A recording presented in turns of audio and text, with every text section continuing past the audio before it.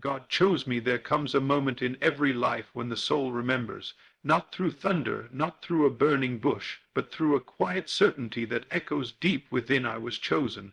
Before the noise, before the failures, before anyone had a chance to label me, God marked me with purpose. I am not here by chance, and neither are you. The calling on your life is not a mistake, it is a message wrapped in flesh. Though the world may overlook you, and even you may have doubted your worth, heaven never did. You were formed with intention, spoken into being with divine authority, and planted here to awaken to that truth. This is not the story of a lost soul hoping to be found. This is the story of a chosen one remembering who they are. You were chosen before the foundation of the world, before a single star lit the heavens, before time began its slow unraveling into what we call history. Before you ever cried your first tear or drew your first breath, you were already known. Not as an idea waiting to happen, but as a fully formed being, chosen in love, held in mind, and appointed for a purpose. You did not emerge from nothingness, you were spoken forth from eternity. You were not summoned by circumstance, but selected by intention. Divine intelligence wrapped you in spirit long before it ever clothed you in flesh.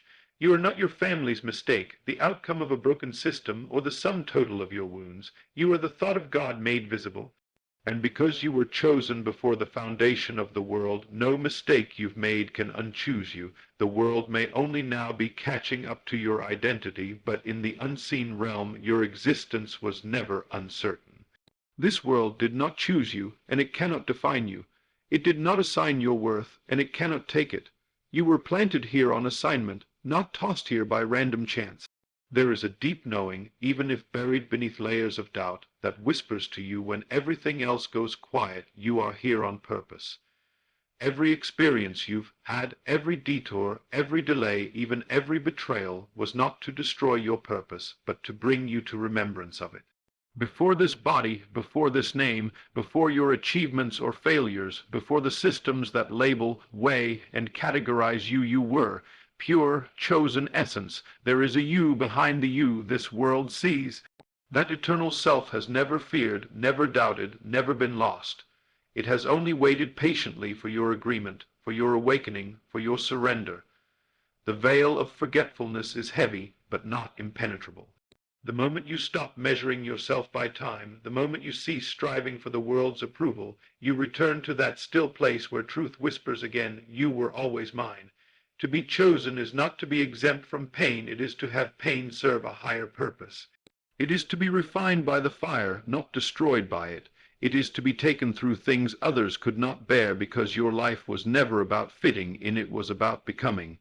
And to become what you were chosen for, you had to be broken in ways only the chosen understand. You had to be overlooked so you could learn to look within.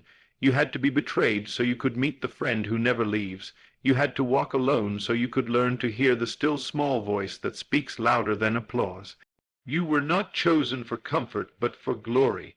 You were not chosen for popularity, but for purpose. That purpose is not found in titles or possessions, but in the full awakening of your divine nature, in becoming the expression of heaven on earth. You don't need anyone to endorse what God already declared. If no one else sees it, you still walk in it. If no one else claps for you, you still rise in it, because being chosen means your source is not external. Your worth doesn't fluctuate based on people's opinions. You are who you are even when no one acknowledges it. This is the freedom of the chosen, to be misunderstood and still remain unshaken, to be unseen by the world, yet fully seen by God. And when you begin to walk in this awareness that you were chosen before time, everything begins to shift. You stop competing, comparing, and begging for scraps of love and validation. You realize you are not here to prove anything, but to remember everything. The moment you align with the truth of your divine selection is the moment fear begins to dissolve. Why fear what has already been secured? Why beg for what has already been given? You are not waiting for permission to be great, you are awakening to the greatness that was yours all along. Yes, the world may not be ready for what you carry. Yes, it may push back, misunderstand, criticize, and reject, but you are not here to conform, you are here to awaken, and with every step you take in the awareness of your divine origin, the atmosphere around you shifts. Environments change, chains break. You were not chosen to survive, you were chosen to transform. Look at your life again, not through the eyes of lack or confusion, but through the lens of eternity. Can you not see the thread, the invisible hand that guided you through storms, the quiet mercy that covered you when you didn't know how to pray? The strange strength that rose in you when giving up seemed easier, all of it, was the evidence of a deeper truth. You were never forsaken. You were never forgotten, you were always being led. Chosen ones do not walk a straight path, they walk a designed one. Even the detours serve the calling, even the failures hold revelation. The pain becomes the teacher. The silence becomes the sanctuary. And though the world might measure success by how high you climb, heaven measures by how deeply you remember. Do you know who you are yet? Have you remembered that you were chosen before this world began to spin? This is not self-help. This is not positive thinking. This is divine awakening. You are not just trying to get through life. You are here to live as the one who knows they were sent. You are not asking for favor. You are walking in the favor that chose you before time. The real question is not whether God chose you. That has been settled since eternity. The real question is, will you now choose him? Will you align with the identity he spoke over you before your first breath? Will you stop disqualifying yourself for what heaven already approved? Will you believe that nothing about your past can cancel what was established before time? Because until you do, you will continue living beneath the level of your true inheritance. But the moment you say, I am who God says I am, the moment you rise in that truth, chains fall, doors open, mountains bow, and the old version of you gives way to the eternal self God always saw. Your desire is God's voice within you. There is a sacred mystery unfolding within you, and it speaks not in thunder, but in desire, that deep, persistent pull towards something more, something greater, something truer than what you've seen with your eyes. That longing you feel, the hunger that never fully goes away, is not ambition dressed in emotion. It is the whisper of eternity inside your mortal frame. It is not your mind trying to make sense of life. It is the Spirit of God calling you back to your true self. You did not choose your deepest desires. They were planted in you before your mind could form words. They are the fingerprints of God stamped upon your soul. Desire is not something to distrust or suppress. It is not a flaw in your spiritual armor. It is a flame placed there by design. The world will tell you to be realistic, to settle, to shrink your longings down to what is safe and provable. But God never asked you to play small.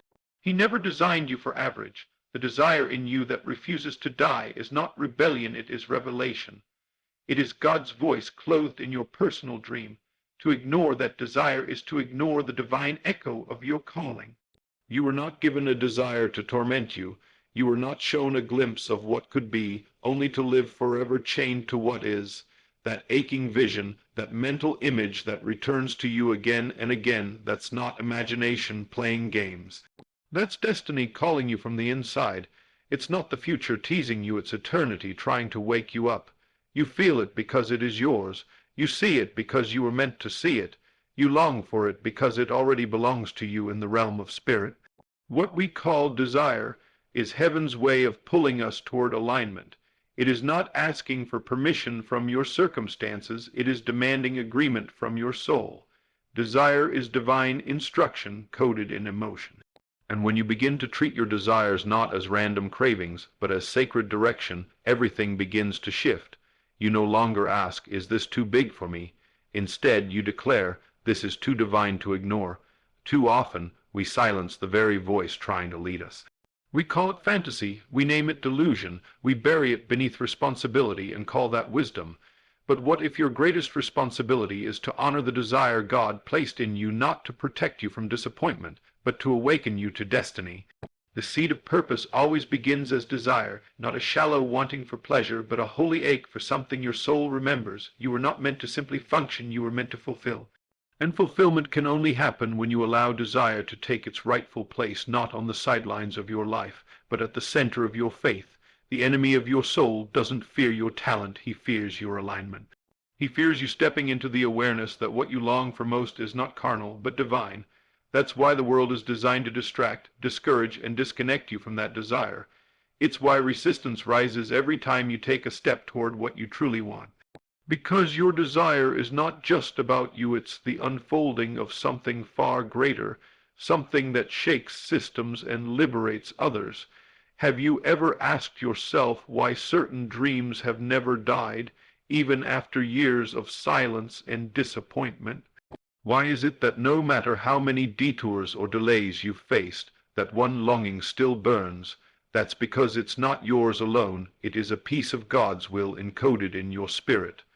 And because God doesn't change his mind, the desire doesn't leave.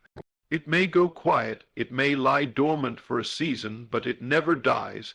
You can ignore it, run from it, pretend it no longer matters, and yet, in the stillness of night, when everything else fades, there it is again.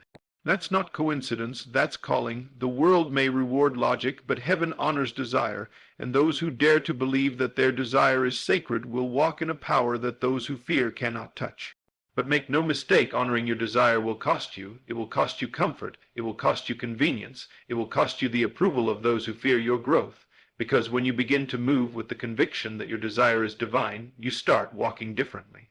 You stop begging and start declaring. You stop doubting and start manifesting. You stop following the crowd and start following the fire inside of you. This is not arrogance, it is authority, and authority flows from alignment. The moment you truly believe that God speaks through your desires, you begin to treat your imagination as sacred ground. You no longer ask, can this happen? You say, it already has in the unseen, and now I bring it forth in faith. This is the work of the chosen, to birth the invisible into the visible, to bring the unseen into manifestation through persistent belief. So, what have you buried under fear? What desire have you labeled impossible, simply because it didn't come in your timing? What dream have you downsized to make it fit into your current resources? Hear me clearly. If God gave you the desire, he also gave you the authority to see it through. You don't need the conditions to be perfect, you need your faith to be aligned. Because desire is not a luxury for the privileged, it is the compass of the awakened. It is the internal confirmation that what you seek is seeking you, because it's already yours in the higher realm. The only question is, will you persist in believing it when everything around you contradicts it? Will you keep moving when your environment mocks your faith? Will you trust that what you feel so deeply is not fantasy, but prophecy? God did not plant desire in you to tease you. He placed it there as a divine code, a roadmap to your assignment. Stop treating your holy longing like a problem to be fixed. Stop apologizing for wanting what you were born to manifest. Stop playing small so others feel comfortable with your process. The fire in your belly is not there to burn you out, it's there to wake you up. You were not chosen to fit in, you were chosen to create, to build, to call forth what others cannot see. That vision, that pull, that deep yearning, that is the evidence that you were marked by God for something this world cannot explain. And if you will honor that desire, if you will say yes to what your spirit knows is true, then heaven will move with you. Doors will open, paths will form, provision will find you. Why? Because you're not chasing fantasy. Your Obian imagination is the proof of God's choice. There is a place within you where eternity speaks not in language, not in logic, but in image. That place is imagination. It is not a childish escape, not a mental distraction, but the divine creative power alive in your soul. It is the evidence that you were made in God's image, not just to exist, but to create. You were not chosen merely to obey or survive, but to imagine and call forth. When you see something in your mind's eye that doesn't yet exist in the physical world, that is not daydreaming. That is prophecy in seed form. It is God revealing to you what already exists in the unseen, waiting for you to claim it by faith. Imagination is not fiction, it is the preview of the invisible reality you were sent to manifest. And if you have been given the ability to imagine, then you have also been given the responsibility to believe. What you see within is more real than anything that can be measured or touched. It is the realm of truth that supersedes the realm of fact. And the moment you choose to walk by what you imagine rather than by what you see with your natural eyes, you enter the life of the chosen. Imagination is the language of the Spirit. It is how God speaks to you when words are not enough. Before the world calls you, before doors open, before evidence appears, God gives you a picture, an internal vision that pulls you forward. That vision is not a suggestion, it is a confirmation. It is divine proof that what you long for is already yours in the realm of spirit. The world will call it fantasy, your past will call it impossible, fear will call it unrealistic, but heaven calls it finished, and because it is finished in the mind of God, it must now become finished in the mind of you. This is the journey of faith, not to beg God for what you desire, but to align your thoughts so fully with what he has already shown you that the world around you has no choice but to rearrange. Imagination is how you bring eternity into time. It is how you touch the unseen and make it visible, and it is your greatest weapon against doubt, fear, and limitation. If you are still waiting for signs to know you were chosen, look no further than your imagination. You wouldn't be able to see the vision if it wasn't already yours. You wouldn't carry the picture if God didn't intend for you to become it. Imagination is the imprint of divine choice on your spirit. It is heaven's way of saying, you were selected to bring this forth. No one else sees what you see because it wasn't given to them, it was given to you, and what a tragedy it would be to live your entire life waiting for permission to believe in what God already placed inside you. You are not waiting for the world to agree with your vision. You are not waiting for confirmation. You are not waiting for the economy, your friends, or even your family to understand. You are simply being invited to believe that what you see is real because God does not give empty visions. Every picture planted within your spirit was breathed there with purpose, and if you hold fast to that image even when nothing around you looks like it, you will walk into the manifestation of the very thing you once only imagined. People often ask, how do I know God chose me? And I say, look at what you can see in silence. Look at the images that come to you when you close your eyes, not fantasies born of greed or ego, but visions that awaken your spirit, call you higher, and bring peace even in the storm. These are not your creations, they are your inheritances. They are not made up, they are remembered, because imagination is not about invention, it is about revelation. You are not making something happen, you are revealing what was already finished before the foundation of the world. And that power does not come through striving, it comes through surrender. You do not force the vision into being, you embody it. You do not beg for it, you become it. And once you become it in consciousness, the world has no choice but to respond. Everything you see around you once lived inside someone's imagination.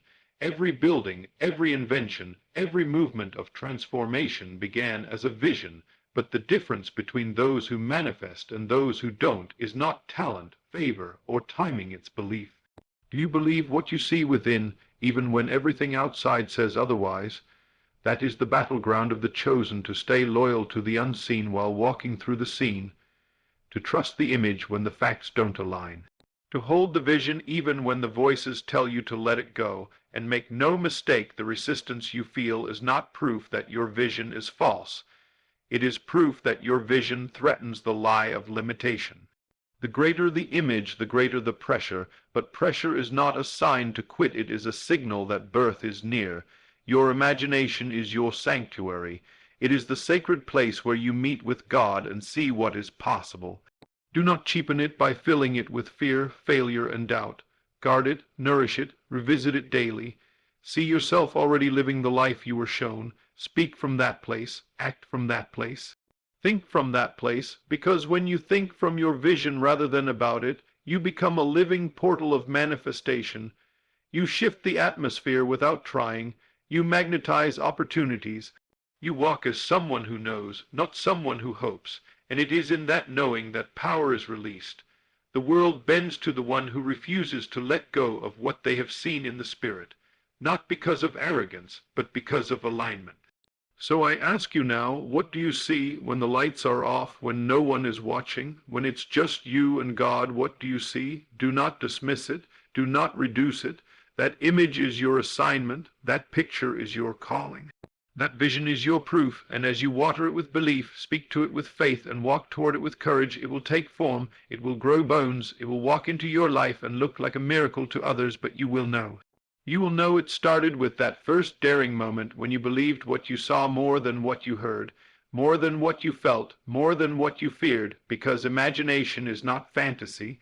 It is divine evidence, and the fact that you can see it, feel it, and name it even when you can't yet touch it is all the proof you need that God chose you.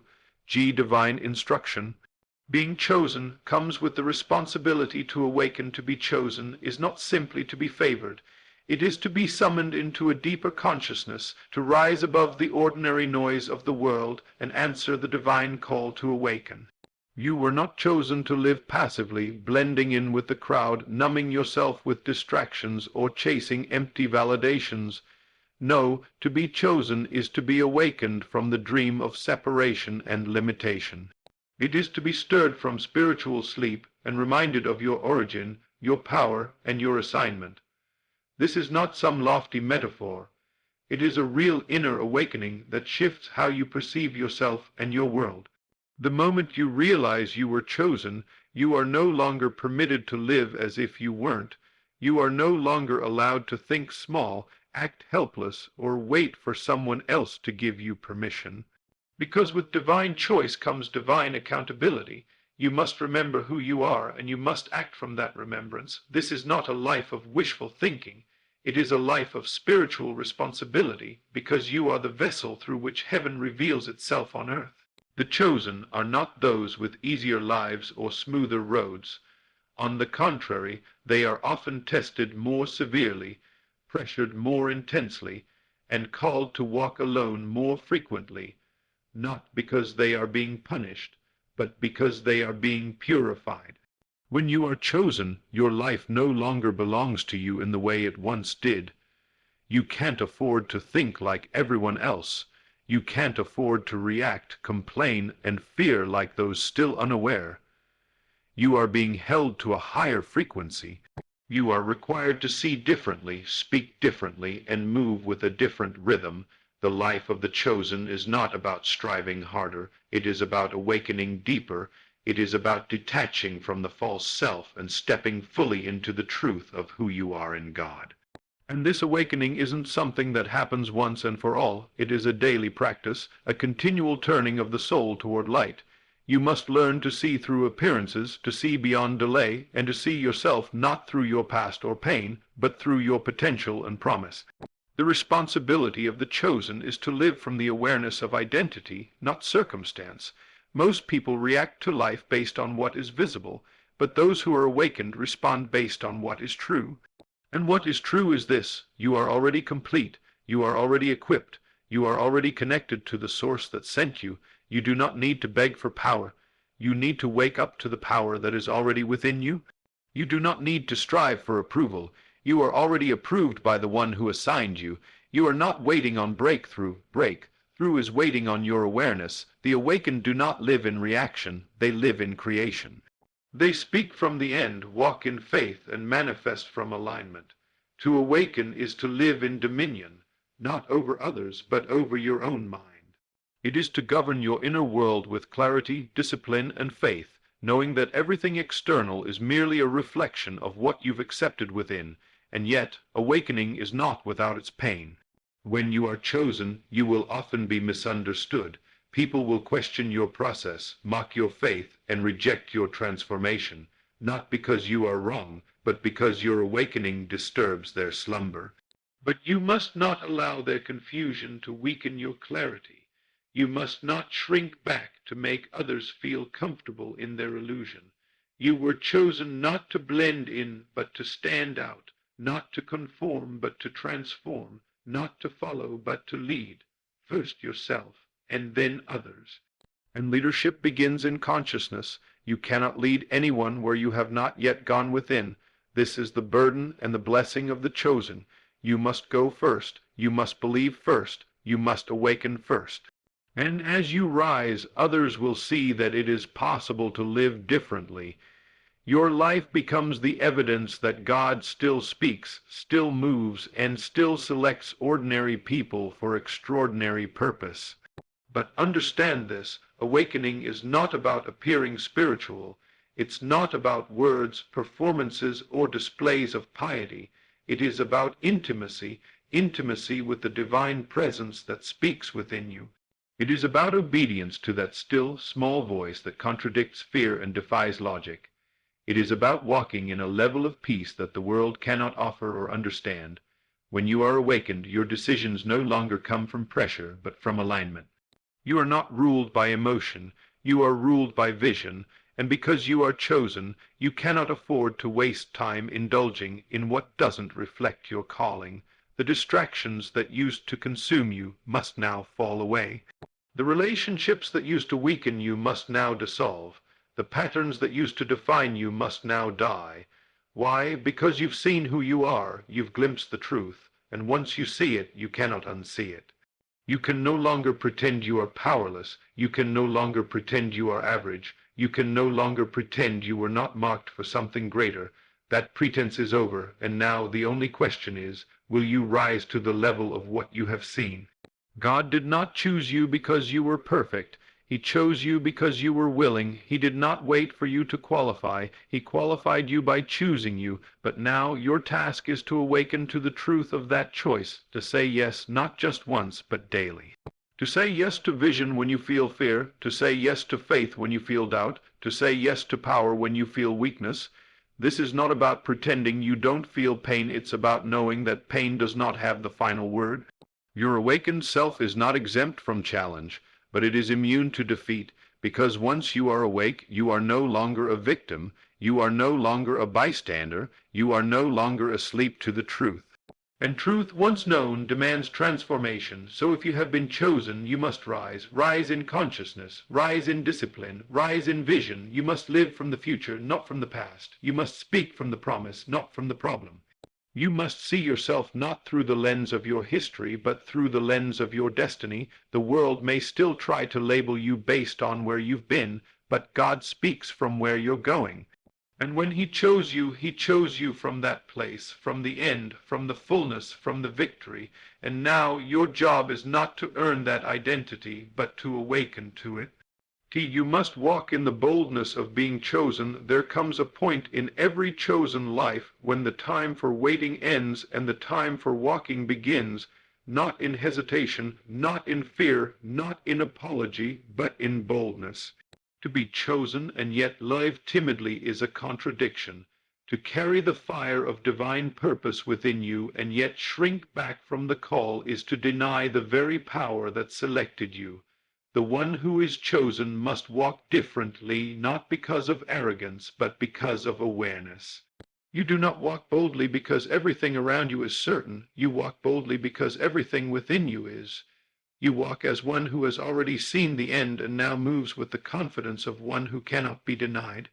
The world is not waiting for your perfection. It is waiting for your decision, and your decision must be to walk in boldness, even when the path is not yet clear, even when your past tries to speak louder than your purpose, even when the fear within you begs you to play small. The boldness of the chosen is not external. It is not loudness or force. It is rooted in inner knowing. It is the calm, unshakable certainty that you were not sent here to beg for your life, but to live it with power. Boldness is not a personality trait. It is a spiritual stance. It is the posture of one who knows that divine selection carries with it divine authority. You are not here to tiptoe through life, hoping not to offend or disturb the status quo. You are here to be a vessel of transformation, and transformation never comes through timidity. It comes through those who are willing to step into the unknown with unwavering faith in what they have been shown. To walk in boldness means to trust your inner vision over external noise. It means you no longer ask, "What if I fail?" but instead declare, "What if I rise?" You do not deny the fear. You simply refuse to bow to it. Because when you were chosen, fear lost its power to rule you. Fear may whisper, but it cannot command. And when you understand this, you walk with a holy confidence that no rejection, no delay, no loss can dismantle. But boldness requires you to stop hiding behind preparation. Many chosen ones delay their steps under the illusion that they are not ready. They wait for more money, more clarity, more support, more confirmation. But what they are really waiting for is the elimination of uncertainty, and that will never come. You will always be asked to move while questions remain unanswered. You will always be invited to act before the path is fully visible. That is the nature of divine calling, And so boldness means trusting the voice within more than the opinions around you. It means obeying the prompting before the provision appears. It means walking forward not because you have it all figured out, but because you've been called. And if you've been called, then you've already been equipped. Even if the tools haven't yet surfaced, they are in you. Boldness is the key that unlocks them. You do not wait for power. You access it by your step. To walk in the boldness of being chosen is to finally stop apologizing for being different. You were not selected to be a copy. You were not designed to be easily understood. You carry a blueprint within you that has no precedent. And because of that, you must stop asking for permission to be who you are. Stop editing your calling to fit the comfort of others. Stop silencing your truth to maintain false peace. The chosen walk in boldness because they know they are not for everyone. And that's the point. You were not called to blend. You were called to blaze. You were not sent to maintain. You were sent to shift. And boldness is the fuel that ignites that fire. It is not prideful to walk in the fullness of your identity. It is obedience, it is alignment, it is saying yes to the one who saw you fit even when you saw yourself broken. Boldness doesn't mean you won't face resistance. In fact, the bolder you walk, the more resistance may rise. But resistance is not a sign to retreat. It is a sign that you're advancing. It is confirmation that your movement is shaking something in the spirit. The enemy does not attack what does not threaten. So if you find yourself in a battle as you begin to walk boldly, take heart. It means you're close, and it is in those moments that you must stand even firmer in your identity. You must remember who sent you, who chose you, and who walks with you. Boldness is not about feeling strong. It's about being anchored in truth even when you feel weak. It's about continuing the journey even when the emotions waver, because the chosen are not led by moods. They are led by mission. You cannot lead what you won't confront, and many chosen ones have been placed in families, communities, and industries where silence has ruled for generations. Your boldness is not for ego, it's for breaking chains. You must be bold enough to speak truth where lies have lived, to love where bitterness has grown, to build where ruins remain. Your boldness is how God shows up in the earth, through your voice, through your courage, through your refusal to settle for anything less than what was spoken over you. And when you walk in boldness, doors open, not because you forced them, but because boldness aligns you with divine flow. Boldness puts you in motion, and motion creates momentum. So many are waiting for miracles, when in truth, the miracle is waiting for them to move. You must walk like you believe. You must speak like it's done. You must act like the future has already arrived. That is the essence of boldness, to live from the end even while you stand in the middle. The chosen don't wait for evidence to believe. They walk as the evidence.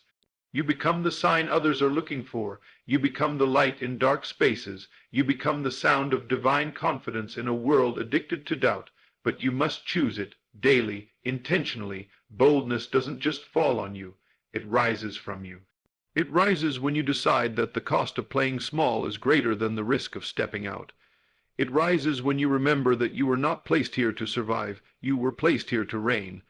So let this be the moment you stop asking if you're good enough, ready enough, qualified enough.